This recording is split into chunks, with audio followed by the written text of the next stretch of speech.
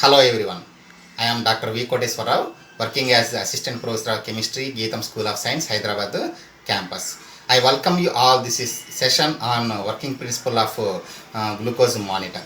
So before discussing the principle involved in it, let me discuss something about that day. Every day we consume lot of food for different biological and physical activities. Especially the entire world depend on the food that essentially contain carbohydrates, proteins, vitamins, minerals, and fiber.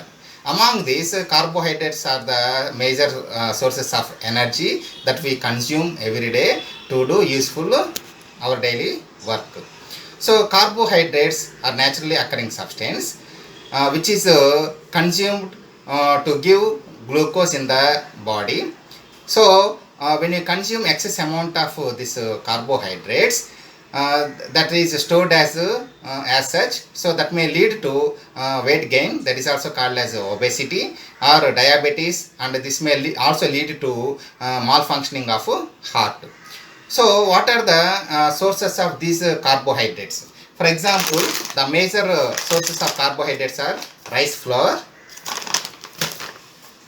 rice, wheat flour, sugar, all-purpose flour or maida, potatoes, and also sweet potatoes, and most of the fruits. For example, supporters and so on. So once we consume these kind of carbohydrates, that is there is increase in the glucose level if we consume excess amount of carbohydrates. So how do you measure this glucose present in the body, such as in the blood or urine sample? So in today's topic, that is a working principle of glucose monitor. In this session, we are going to discuss about so what do you mean by carbohydrate, what do you mean by glucose, how it is obtained naturally, what is happening once we consume the carbohydrates into the body, what are hyper and hypoglycemia, what do you mean by diabetes and its symptoms, and what are the amounts or concentrations of glucose present in the blood once we consumed, how do you measure this glucose present in the blood, and finally I am going to discuss about the principle involved in the glucose monitor, and finally I will conclude my session. Okay, so what is glucose, which is a carbohydrate? So carbohydrates are generally naturally occurring substance. For example, the plants absorb the carbon dioxide and water in presence of solar light, and chlorophyll. The carbon dioxide and water are produced to carbohydrate, and oxygen is released.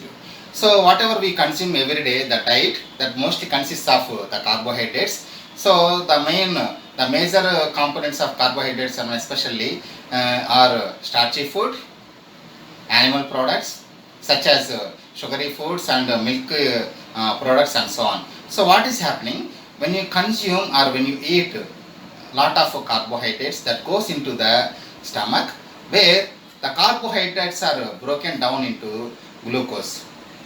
At the same time, the pancreas in the body releases insulin. So the blood along with this insulin and the glucose transfer to the different organs or tissues, so and even to the cells, where the insulin and the glucose, so the glucose is the main source of energy for the useful work that we do every day. So the insulin, what is happening, which is acting as a key to the lock to the cell. So what is happening, the lock, for example here the cell having a kind of a lock, that is a E.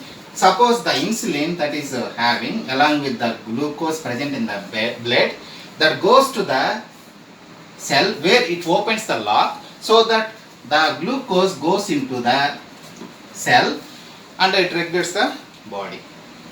But when this cell is blocked, then there is a rise in the glucose in the blood, that causes several problems. What are those problems? When you have higher amount of glucose in the blood, that is called as hyperglycemia, or when you have the sugar in the blood is lower, then it is called hypoglycemia. Then you may be having some kind of symptoms such as blurred vision, continuous or frequent urination, thirsty, or slow healing of wounds.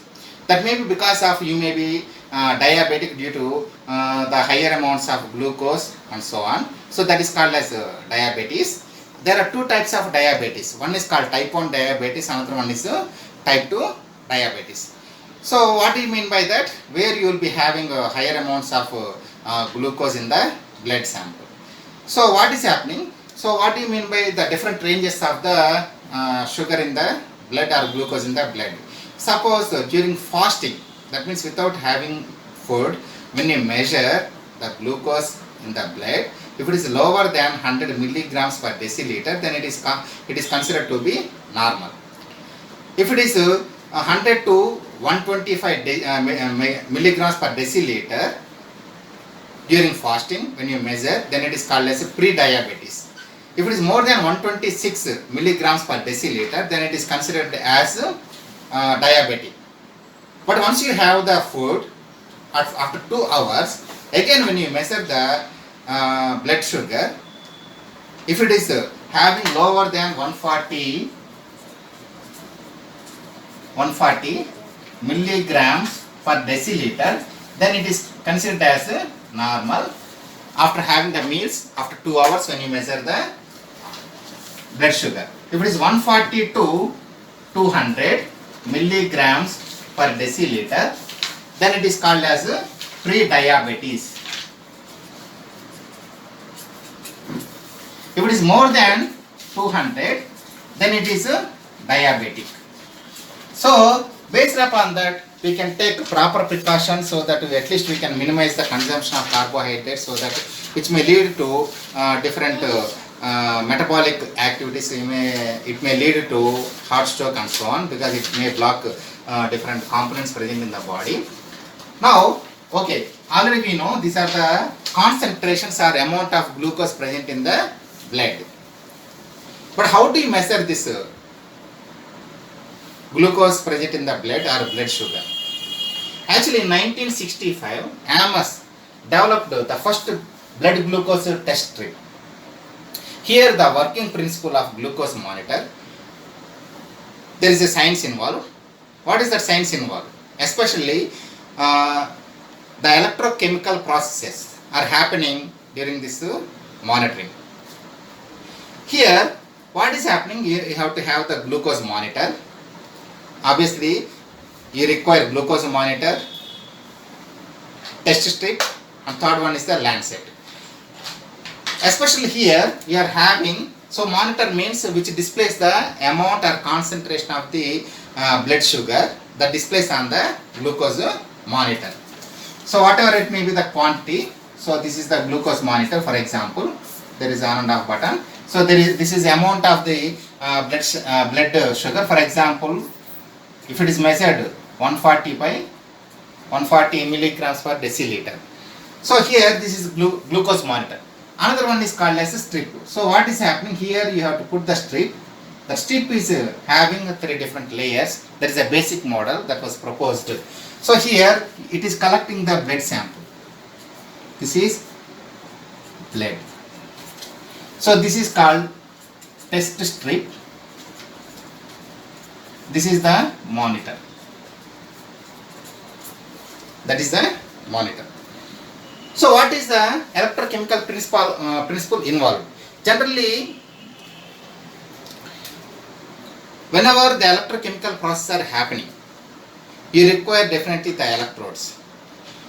When you use the metal electrode as such, it is not sufficient to measure the biological samples. So you have to modify the electrodes, especially by coating with the enzymes. Then it is called as enzyme modified electrodes. So the enzyme modified electrodes can be acting as potentiometric sensor or amperometric sensor. So what do you mean by sensor? Sensor means which senses a particular component present in the given sample and ignoring the other components present in the analyzed sample. So here the electrode is modified with three different layers that consists of three different layers. One is called outer layer.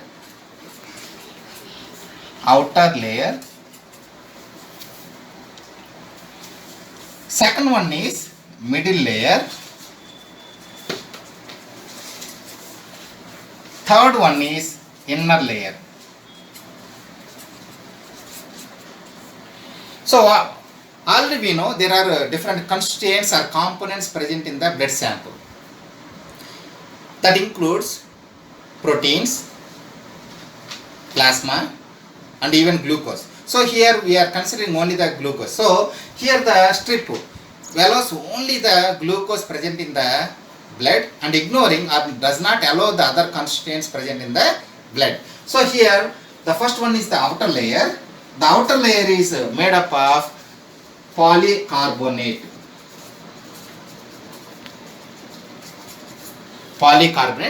Which allows only the glucose present in the blood and ignoring the other constituents present in the blood. And then which goes to the middle layer. The middle layer is made up of or coated with the enzyme. That enzyme here is glucose oxidase. Is kind of an enzyme, GOX, that is an enzyme. So here, as I mentioned, the electrode consists of three layers. Outer layer, which allows only the glucose and ignoring the other constituents present in the blood sample, and this goes to the glucose goes to the second layer, where the glucose is acting as glucose oxidase is an enzyme. There the glucose is oxidized to give gluconic acid and hydrogen peroxide. So here for example glucose is C6H12O6 oxygen in presence of enzyme glucose oxidase that produces gluconic acid plus hydrogen peroxide. That is happening at the second layer. So this is the outer layer. For example, this is the outer layer and this is the middle layer and this is the third layer. So what is happening? Outer layer allows only the glucose sample and ignoring the other constituents present in the blood. And at the second layer, that is the middle layer, that is coated with the enzyme called glucose oxidase, where the glucose is oxidized to give gluconic acid and hydrogen peroxide. Now the third layer, that is inner layer, that is made up of or coated with cellulose acetate. Here, out of this gluconic acid and hydrogen peroxide, cellulose acetate allows only the smaller molecules such as here hydrogen peroxide, H2O2. Then what is happening in presence of cellulose acetate? Then which is oxidized to give H2O plus O2 plus 2 electrons. Suppose, so already we know the electrons are released, which is proportional to the glucose. So what is happening here? The glucose goes to the second layer where the glucose oxidase is, oxidizing this glucose into gluconic acid and hydrogen peroxide. At cellulose acetate, which is producing the electrons. Suppose if the glucose, if the electrode is acting as a potentiometric sensor, then the potential can be measured by using potentiometer, which is directly proportional to the amount or concentration of the glucose present in the blood sample. Or if it is acting as amperometric sensor, then current can be measured based upon the number of electrons produced, which is directly proportional to the glucose concentration or amount present in the blood sample. So like this, so whether it can be used as a potentiometric sensor or an amperometric sensor, so whatever it may be, so the number of electrons produced, that is directly proportional to the concentration or amount of the glucose present in the blood sample, that is displayed on the glucose monitor. Later the technology has been improved. Nowadays there is a continuous glucose monitors are also available. For more details, Anyways, you are going to study in your BTech in first semester, and also in BSc also, if you are taking a science subject, where you will be learning more electrochemical theories or properties or the systems. There you will learn more things. I hope you have enjoyed this session. Thank you all for your listening.